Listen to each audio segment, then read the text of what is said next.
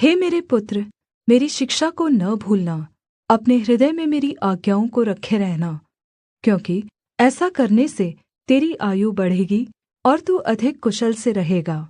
कृपा और सच्चाई तुझ से अलग न होने पाए, वरन् उनको अपने गले का हार बनाना और अपनी हृदयरूपी पटिया पर लिखना।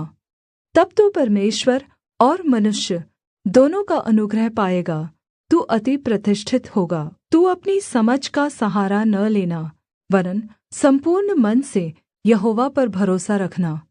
उसी को स्मरण करके सब काम करना, तब वह तेरे लिए सीधा मार्ग निकालेगा। अपनी दृष्टि में बुद्धिमान न होना, यहोवा का भय मानना और बुराई से अलग रहना। ऐसा करने से तेरा शरीर भला चंगा और तेरी हड्डियाँ पुष्ट रहेंगी। अपनी सम्पत्ति के द्वारा और अपनी भूमि की सारी पहली उपज देकर यहोवा की प्रतिष्ठा करना। इस प्रकार तेरे खत्ते भरे और पूरे रहेंगे, और तेरे रसकुण्डों से नया दाखमधु उमड़ता रहेगा।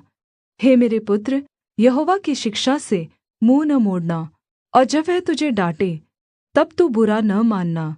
जैसे पिता अपने प्रिय पुत्र को डाँटता है, वैसे ही यहोवा जिससे प्रेम रखता है उसको डाँटता है। क्या ही धन्य है वह मनुष्य जो बुद्धि पाए, और वह मनुष्य जो समझ प्राप्त करे।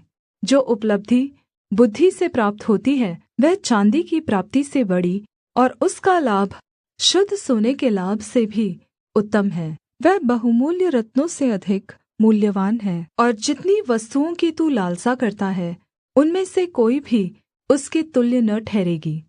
उसके दाहिने हाथ में दीर्घायु और उसके बाएँ हाथ में धन और महिमा है।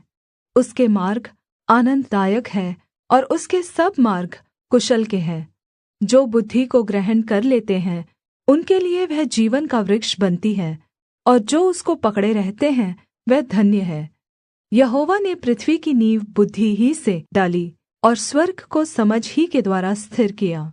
उसी के ज्ञान के द्वारा गहरे सागर फूट निकले, और आकाशमण्डल से ओस टपकती है।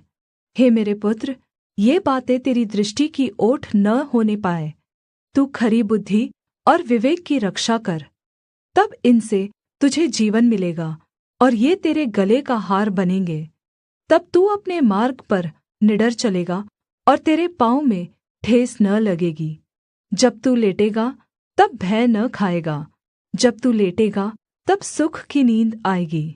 अचानक आने वाले भय से न डरना, और जब दुष्टों पर विपत्ति आ पड़े तब न घबराना, क्योंकि यहोवा तुझे सहारा दिया करेगा और तेरे पाँव को फंदे में फँसने न देगा।